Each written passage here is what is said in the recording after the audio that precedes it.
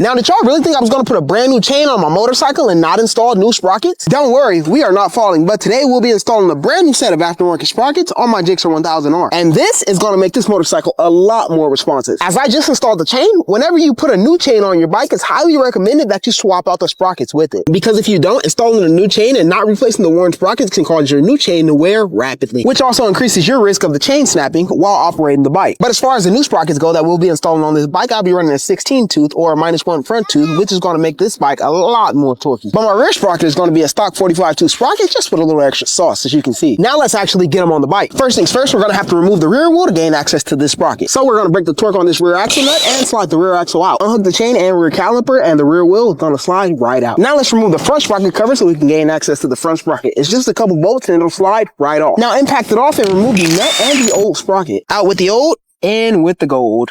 Tab bit of blue Loctite on the threads and impact that thing right back on. Now let's get back to this rear wheel. Remove the sprocket nuts. And that sprocket should slide off effortlessly. Again, blue Loctite on the studs and impact those nuts back on.